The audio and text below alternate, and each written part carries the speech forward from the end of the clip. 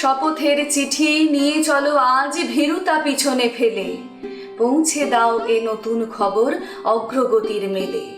দেখা দেবে বুঝি প্রভাত এখুনি, নেই দেরি নেই আর, ছুটে চলো আরো বেগে দুর্দম হেরানার। কবি সুকান্ত ভট্টাচার্যের এই কথাগুলো আমাদের কাছেও সংস্কৃতি বার্তার অন্যতম প্রেরণা। কারণ আমরা বিশ্বাস করি এই সামাজিক, রাজনৈতিক, অর্থনৈতিক চাপানোতর যখন মানুষের মনে গুমোট মেঘ ঘনিয়ে আনে, তখন একমাত্র সংস্কৃতির নির্মল আনন্দই বৃষ্টি হয়ে ছড়িয়ে পড়ে এক মন থেকে অন্য মনে। তাই কিশোর কবিকে প্রণাম জানিয়েই আজকের বিশেষ বার্তা। কলকাতা মৃচ্ছকটিকের উদ্যোগে বর্তমানের আলোয় প্রাচীন ভারতের নাটক শীর্ষক আলোচনা সভা। সাঁইথিয়া আসর নাট্যমের উদ্যোগে নিহার স্মৃতি নাট্য উৎসব। লাভপুরের নাট্যবিদ্যালয়ে মূকাভিনয়ের ক্লাসকে আনন্দময় করে তুললেন জনপ্রিয় মূকাভিনয় শিল্পী দেব কুমার পাল। ভরতনাট্য সাহিত্য নিয়ে মনোজ্ঞ আলোচনায় সংস্কৃতি ভবনে বেনারস অভিনবগুপ্ত একাডেমির প্রেসিডেন্ট ডক্টর গৌতম চট্টোপাধ্যায়। আন্তর্জাতিক যোগ দিবস উপলক্ষে বীরভূম জেলার আহমেদপুর যোগ শিক্ষা কেন্দ্রের সারা মাস ব্যাপী কর্মশালা। বীরভূম জেলা স্বাস্থ্য দপ্তরের উদ্যোগে এবং বোলপুর পৌরসভার আয়োজনে আয়ুষ মেলা। সিউড়িতে আলোক নৃত্যকলা কেন্দ্রের আয়োজনে নৃত্য রসধারা। চলে গেলেন ভিন্ন ধারার সাহিত্যিক করুণা প্রসাদ দত্ত।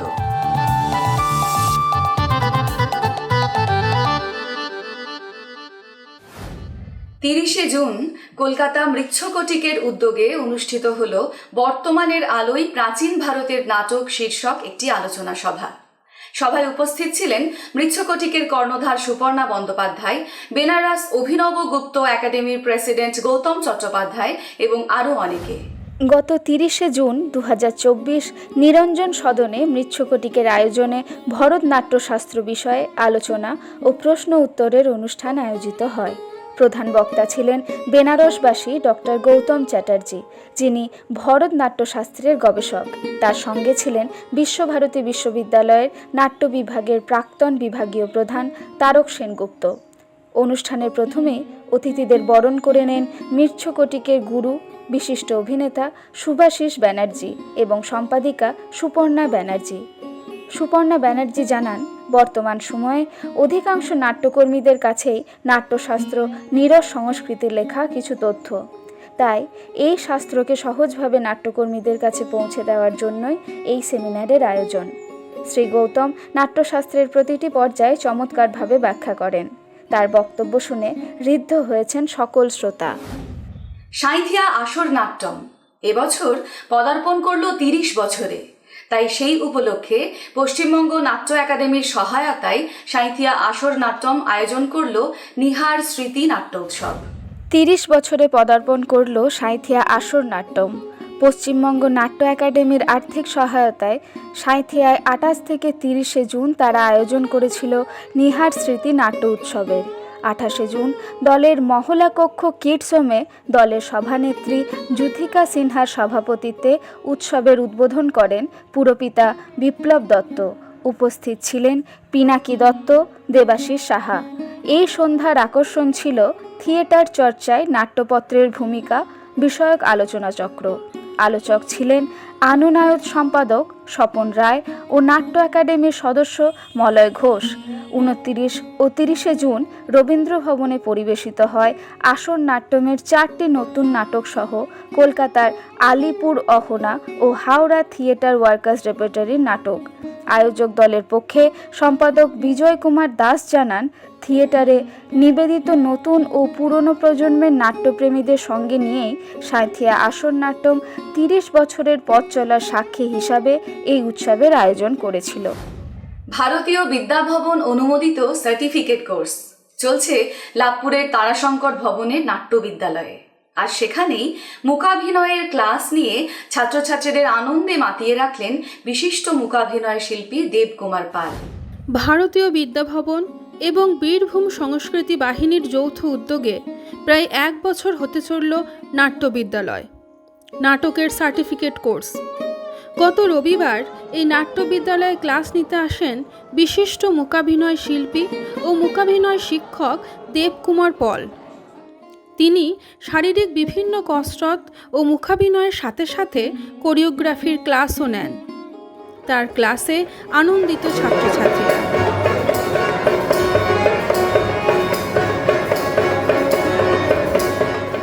প্রসঙ্গত বলে রাখা ভালো, আগামী আগস্ট মাস থেকে নাট্য বিদ্যালয়ের নতুন করে সার্টিফিকেট কোর্স শুরু হচ্ছে। যারা আগ্রহী তারা বীরভূম সংস্কৃতি বাহিনীর সঙ্গে অবশ্যই যোগাযোগ করুন। 2 জুলাই সন্ধ্যা, বাইরে তখন অঝরে ঝরছে আষাঢ়।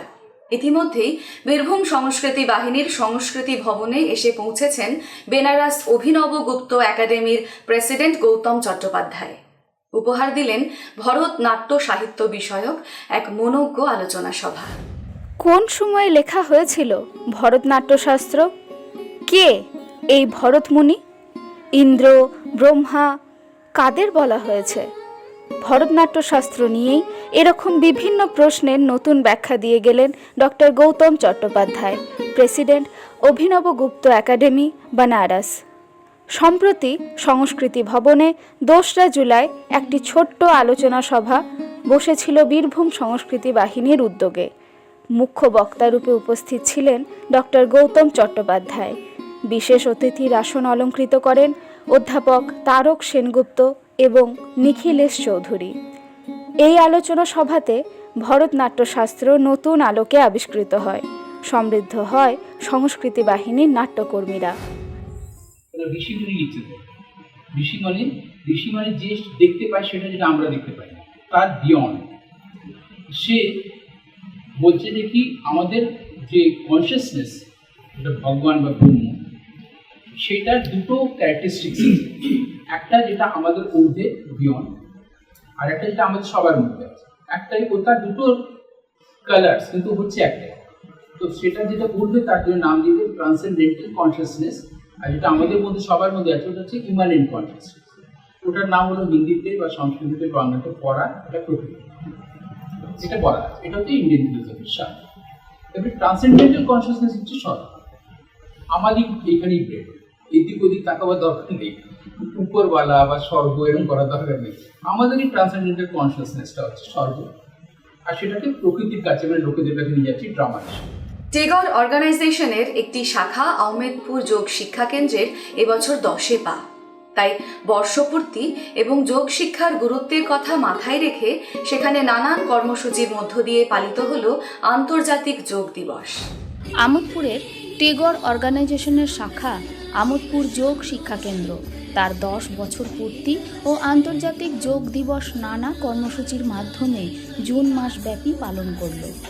এই উপলক্ষে বোলপুরের গীতাঞ্জলি প্রেক্ষাগৃহে প্রদর্শিত হলো তাদের যোগাসন ও অ্যারোবিক্স। এছাড়াও আমোদপুর জয় দুর্গা টাউন ক্লাবে হয়ে গেল যোগ ও স্বাস্থ্য বিষয়ক কর্মশালা। উপস্থিত ছিলেন স্বনামধন্য যোগাচার্য প্রদ্যোৎ রায়। উক্ত শিবিরে শারীরিক ও মানসিক স্বাস্থ্যের সাথে সাম্প্রতিককালে বিভিন্ন জটিল রোগের যৌগিক উপায়ে সমাধানের পথ নির্দেশ করা হয়। সঙ্গে প্রদর্শিত হয় ছাত্রছাত্রীদের জিমন্যাস্টিক ও অ্যারোবিক্স। আমোদপুরে নিজেদের সেন্টারে বিভিন্ন কর্মসূচি ছাড়াও গত 29শে জুন বোলপুর পৌরসভার উৎসর্গ মঞ্চে জেলা স্বাস্থ্য দপ্তরের আয়ুষ শাখার অনুষ্ঠানেও যোগ শিক্ষা কেন্দ্রের ছাত্রছাত্রীদের প্রদর্শন দর্শকদের অভিভূত করে। জেলার ছাত্রছাত্রী এবং মহিলাদের মধ্যে যোগ সচেতনতা ও সুস্বাস্থ্যের উন্নয়ন ঘটানোই এই সংস্থার অন্যতম উদ্দেশ্য।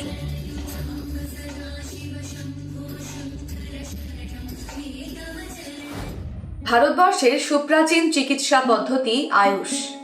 নানান গাছগাছালির শেকড়, হোমিওপ্যাথি, যোগ ব্যায়াম, প্রাণায়াম এই চিকিৎসা পদ্ধতির অন্তর্গত।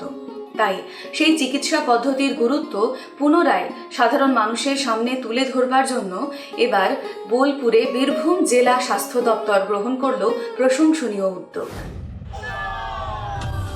বীরভূম জেলা স্বাস্থ্য দপ্তরের উদ্যোগে গত 29শে জুন বোলপুর পৌরসভা উৎসর্গ মঞ্চে আয়োজিত হয়েছিল আয়ুষ মেলা। এই আয়ুষ মেলার উদ্বোধনী পর্বে জেলা স্বাস্থ্য দপ্তরের বিভিন্ন ব্যক্তি উপস্থিত ছিলেন।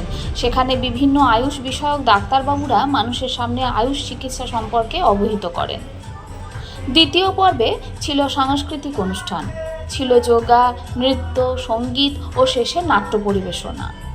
নির্মল হাজরা রচিত ও নির্দেশিত আলোর দিশা নামক জমজমাট নাটকের আয়ুষ সম্পর্কে মানুষকে বিশেষ বার্তা দিয়েছে সিউড়ির ইয়ং নাট্য সংস্থা।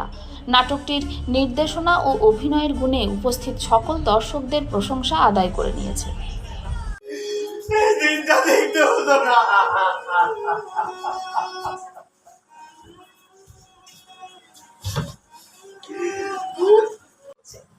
তাই যে সমস্ত পরিবাররা এই বিপদের সম্মুখীন হচ্ছে তারা অতি শীঘ্রই আয়ুষ চিকিৎসার পদ্ধতির অধীনে যান এবং আয়ুষ চিকিৎসা পদ্ধতির ডক্টরের পরামর্শ নিন।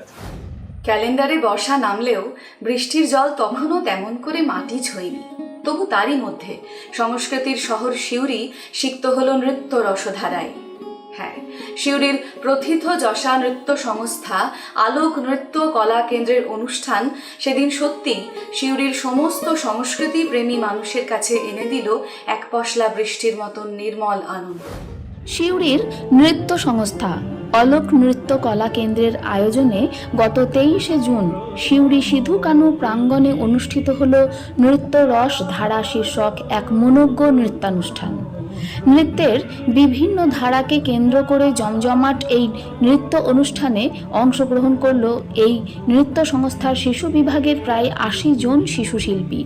একথা জানালেন এই সংস্থারই নৃত্যগুরু ও পরিচালক শ্রী অলোক ঘোষ দস্তিদার। তিনি জানালেন, ভারতীয় শাস্ত্রীয় নৃত্যে লোকনৃত্য ইত্যাদি ধারার বিভিন্ন রসের অন্তর্গত বিভিন্ন নৃত্য এদিন পরিবেশিত হয়।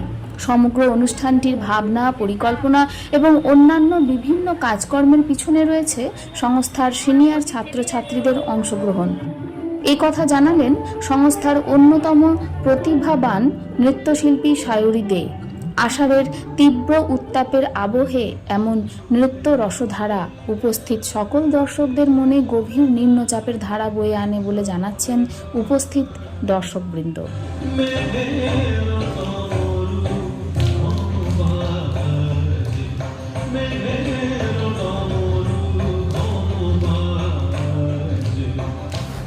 চলে গেলেন বাংলার অন্যতম সাহিত্যিক করুণা প্রসাদ দত্ত। রেখে গেলেন এক ভিন্ন ধারার গদ্য সাহিত্যের স্বাদ। সংস্কৃতি বার্তার পক্ষ থেকে তার প্রতি রইল বিনম্র শ্রদ্ধাঞ্জলি। চলে গেলেন ভিন্ন ধারার অন্যতম কথা সাহিত্যিক করুণা প্রসাদ দত্ত। করুণা দত্ত নামেই সুপরিচিত এই লেখক জন্মেছিলেন 1949 সালে তৎকালীন পূর্ব পাকিস্তান অর্থাৎ বর্তমান বাংলাদেশের ঢাকা জেলার মানিকগঞ্জে। কর্মসূত্রে পশ্চিমবঙ্গ সরকারের খাদ্য দপ্তরের কর্মী করুণা প্রসাদ দত্তর গল্প উপন্যাসে বাংলা গদ্যের এক অননুকরণীয় আঙ্গিক প্রতিষ্ঠা পেয়েছিল।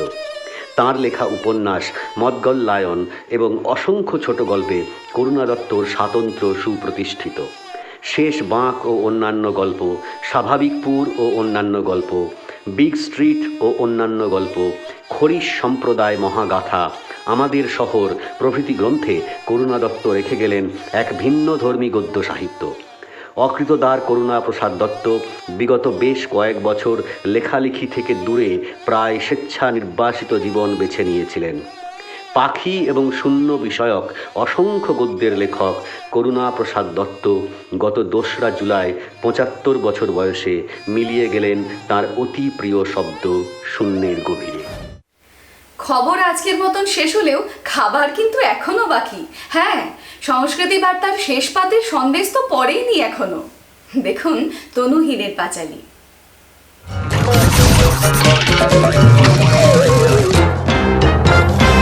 তনুহীনের পাঁচালী। আমি হিসেবে নই পটু, কারণ কমার্স পরিণীত। আমি হিসেবে নই পটু, কারণ কমার্স পরিণীত। তবু নিকেশ করি ভালো, সেটা সবার পরীক্ষিত। আমাদের মঙ্গল কর্মের এই যাত্রাপথ বন্ধুর যতই হোক না কেন, আপনাদের মতন বন্ধু যখন সঙ্গে আছে তখন এই অন্ধকারটুকু পেরিয়ে যাব তা জানি। সকলে ভালো থাকুন, সঙ্গে থাকুন আর সংস্কৃতিতে থাকুন। দেখতে থাকুন সংস্কৃতি বার্তা প্রত্যেক শুক্রবার ঠিক সন্ধ্যা 7টায়।